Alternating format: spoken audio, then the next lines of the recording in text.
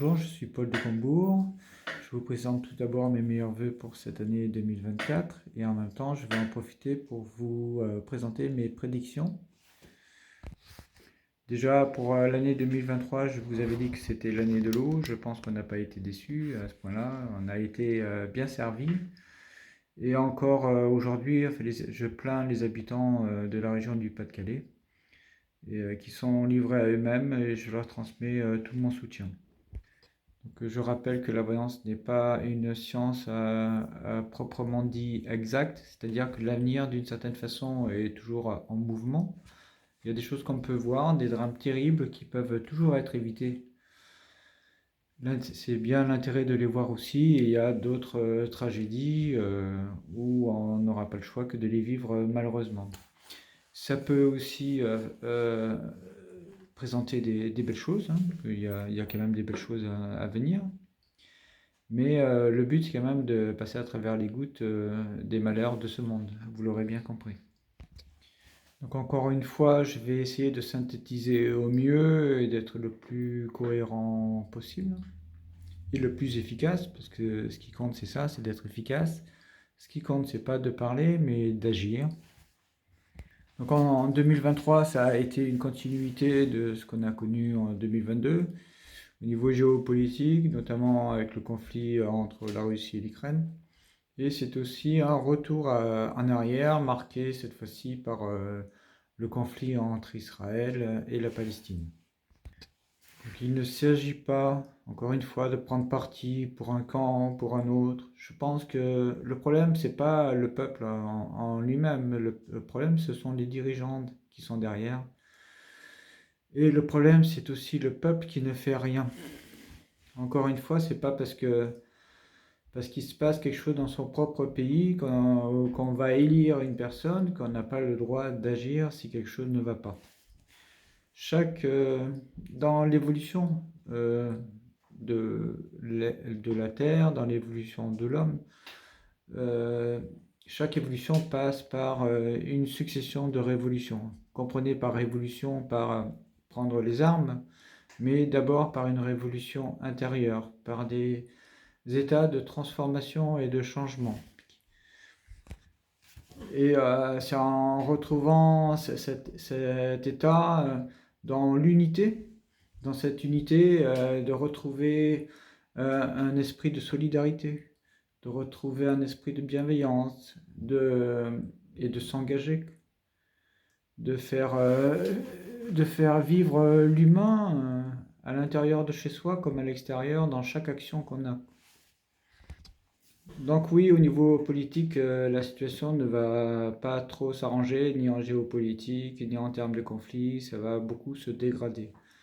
Autant l'année 2023 était l'année de l'eau, autant l'année 2024 sera l'année de l'embrasement. L'embrasement, c'est-à-dire l'année du feu, l'année de tout ce qui est rouge. Alors ça sera l'embrasement, on va dire, de la mer Rouge avec le canal de Suez jusqu'au canal de Panama.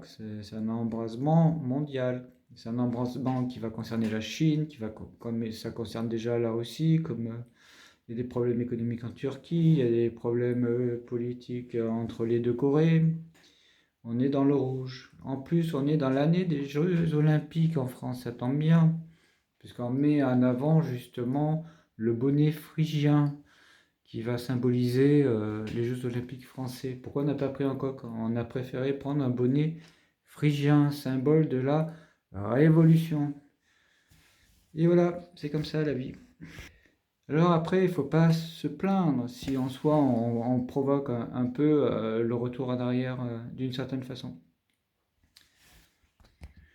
Donc le rouge va aussi concerner l'état de nos finances. Déjà au niveau des Jeux Olympiques, il va y avoir pas mal de soucis à se faire, question finance. La ville de Paris a des soucis à se faire, elle risque d'avoir de gros problèmes financiers, elle en a déjà pas mal. Et c'est certainement pas de passer à 50 au lieu de 70 sur le périph' que ça va arranger les choses. Alors le rouge, c'est le sang, oui, c'est sanglant, on peut le dire. Ça va être aussi des feux, des incendies, Ça va être un été très chaud où on va atteindre les 50 degrés. Donc globalement, ça va encore s'accentuer, la température de la croûte terrestre. En résumé, en fait, autant chaque individu doit passer du stade de larve à un stade de papillon, en passant par le stade de la chrysalide, mais en fait, la société, elle veut l'inverse, elle veut que chaque papillon redevienne une larve. En fait, c'est ce que veut la société de nous, finalement. Il y a un seigneur, c'est un peu comme le seigneur des anneaux, sauf que par anneau, il faut comprendre le pluriel de anal. C'est-à-dire qu'on veut nous obliger à beaucoup nous plier, et en étant plié, on veut aussi répandre beaucoup de merde. Et du seigneur des anneaux, donc on va passer au seigneur des agneaux. Hein. C'est comme ça. Donc c'est à chacun de prendre ses responsabilités. Ce que veut faire la société de nous, c'est une chose, mais chaque individu a quand même la possibilité de s'unir avec d'autres individus, de former des groupes et puis de dénoncer toutes ces injustices et de se soutenir et d'aller plus loin. Et la Révolution française, c'est un peuple qui a gagné la Révolution, ce n'est pas un individu, c'est un peuple qui a mis en avant les valeurs liberté, égalité, fraternité. Donc méditez sur ces valeurs-là, liberté, égalité, fraternité. Donc l'année du rouge, de l'embrasement, ben, ça va être aussi également l'année des pénuries, y compris alimentaires. On a connu les médicaments, mais ça va être alimentaire. L'inflation, c'est une chose, mais en fait, c'est une société qui entretient le manque pour créer le besoin. Réfléchissez sur ça. Entretenir un manque pour créer le besoin. Ça fait partie des messages que j'ai reçus. Ce qui fait qu'on va augmenter les prix, qu'on augmente les taxes. La France est un pays où il n'y a pas de pétrole, mais en fait, la première source de revenus, c'est le pétrole. Comment c'est possible? C'est possible en mettant des taxes sur un pétrole. Et ces taxes-là forment la première source de revenus en France. Et après, vous allez me faire croire qu'on va vivre uniquement d'électricité. Donc, il faut bien s'attendre à ce que les prix de l'électricité augmentent, explosent. Et on ne va pas me dire que l'électricité, c'est une énergie propre. Les voitures électriques, ça demande du lithium, ça demande du cobalt. Les batteries, à l'heure actuelle, on ne sait pas trop comment les recycler. Mais rien qu'en termes de lithium ou de cobalt, hein, c'est des ressources de la Terre. On appelle ça les terres. C'est des ressources qui sont et dont la Chine veut avoir le monopole en termes de production, en termes de technologie.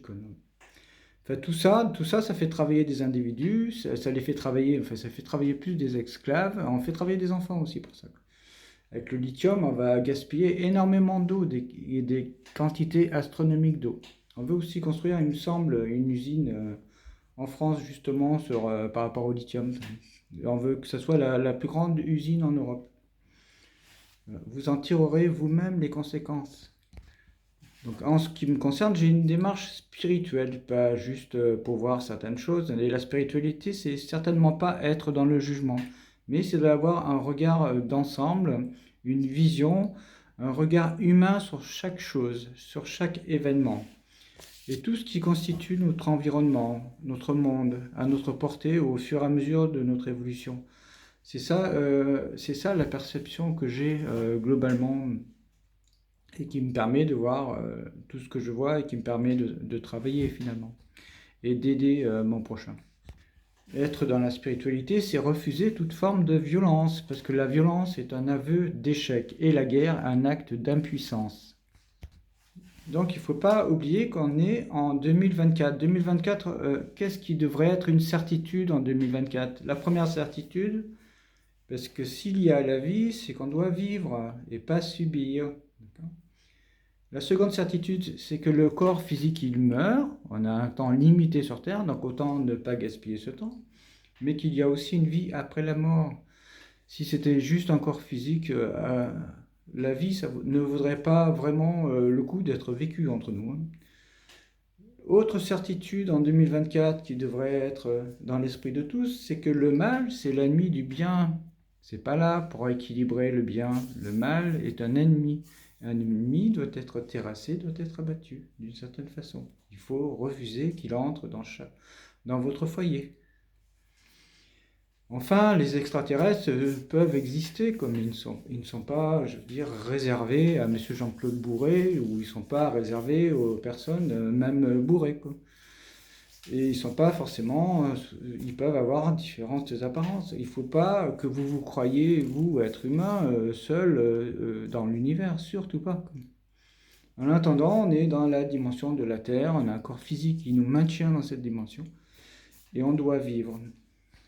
Et malheureusement, autre certitude en 2024, eh ben, c'est que la bêtise humaine se répand de partout. Comme elle s'est bien propagée, elle est toujours là, elle s'amplifie et nous on subit.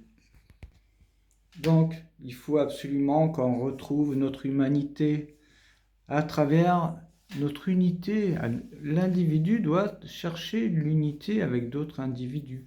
On doit reformer des peuples d'amour et on doit retrouver cette foi, ce désir que tout avance, ce désir de construire et d'arrêter de détruire, ce désir d'être dans le respect de chacun, de chacune, de refuser toutes sortes de violences. Donc pour ne citer qu'en termes de respect, le cas de Depardieu, c'est comme le cas d'Epstein ou le monde du cinéma. On voit très bien que le cinéma tolère des déviances. Pour qu'un film ait du succès, il faut se mettre tout nu dans le film. Donc, quel est l'intérêt de voir quelqu'un tout nu dans un film? Donc, il faut arrêter d'être dans cette forme d'excès et de débauche. On peut raconter de très belles histoires d'amour sans avoir besoin de voir la personne toute nue. Donc si pour être un bon acteur, il faut embrasser dans les films, se foutre à poil et tout le reste, c'est normal qu'après, une fois que le film est terminé, l'acteur ou le réalisateur, le producteur ou ce qu'on veut, ben, il va continuer à avoir un comportement déviant, à avoir un comportement suspect et des paroles abjectes. Donc c'est aussi sur ça qu'il faut réfléchir. Est-ce qu'aujourd'hui on s'attaque vraiment à la pornographie chez nos enfants? Est-ce qu'on s'attaque vraiment à la drogue à l'école? Non, je ne pense pas que ce soit suffisant tout ce qui est fait. On peut créer des groupes, on peut en parler pendant des jours, des heures, mais il faut mettre en place des choses. Et même s'il y a des choses qui sont mises en place, il faut que ça soit appliqué. C'est pareil pour les religions, il faut être dans la tolérance, chacun est libre de vivre sa religion. C'est pareil pour le racisme, on ne doit pas tolérer qu'une personne rejette une couleur de peau. On est tous pareils, on est juste un corps. Il y a le corps de l'homme, le corps de la femme, c'est tout, et ça se respecte. Donc pour en résumer, hein, j'ai vu que c'était l'année de l'embrasement en 2024, comme l'année des pénuries, comme l'année des excès aussi, du gaspillage. Ça va être l'année de l'escalade comme de la dégringolade. Ça va être l'année du nucléaire aussi, on va beaucoup en parler, ou l'année des étoiles dans les yeux. Bon, il va y avoir des avancées médicales, ça c'est les bons côtés, des avancées scientifiques. Mais ça sera aussi l'année des masques à oxygène. On va souffrir, on va avoir du mal à respirer, je vous le dis moi. Il faut savoir que quand vous prenez une décision, quand un individu prend des décisions, ça fait appel à quatre parties de notre cerveau. Et ces quatre parties vont produire 100% de nos douleurs. Voilà, on est en 2024. Pensez à ce chiffre 4, en fait. Le 4 qui en soi est aussi synonyme de mort dans les pays asiatiques. D'accord, le 4 ou le 40. Ça, c'est en numérologie. D'accord. Donc oui, ça va être l'année où il va y avoir beaucoup de décisions à prendre et ça va être assez agité, globalement. Là, après, on s'y attendait plus ou moins. Mais ça va encore chauffer davantage. Donc s'il vous plaît, arrêtez de vous plier. Ou arrêtez de chercher toujours la facilité en vous disant, ou de vouloir rester aveugle. Ouvrez les yeux. Et n'hésitez pas à soutenir quelqu'un qui va pas bien. N'hésitez pas à écouter. Et il suffit pas de voir, il faut aussi entendre ce qu'il y a autour de vous. Et surtout, il faut pouvoir prendre ses propres décisions, faire ses propres choix, quoi.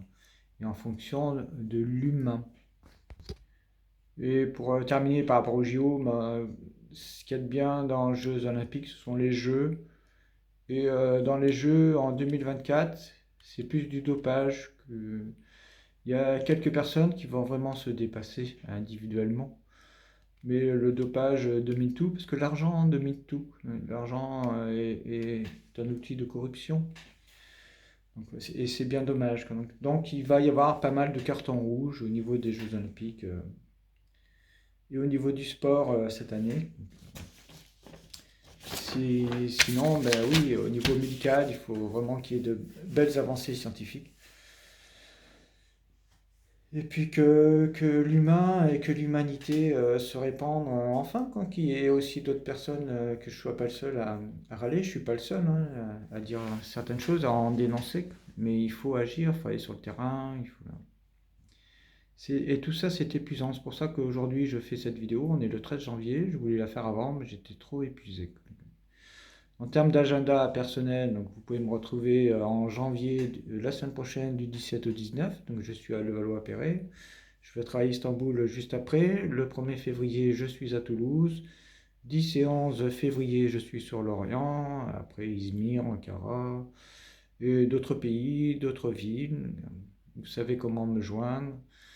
En attendant, je vous souhaite de tout mon cœur que ce soit la meilleure année pour vous, que vous puissiez trouver votre bonheur, que vous soyez épargnés de tous les problèmes, de toute injustice que cette société nous confronte chaque jour. Que vous soyez épargnés de tous les malheurs du monde, que vous trouviez l'amour, la paix, la sérénité, et que vous soyez entourés de vos proches, et que vous puissiez réaliser tous vos projets. Et je serai là tout au long de l'année, comme je l'ai été en 2023 et les années précédentes. Comme dirait MacMahon, j'y suis, j'y reste. Et tout ce que je pourrais faire pour vous, je le ferai à 100%. Et encore une fois, une très bonne année à tous. Merci.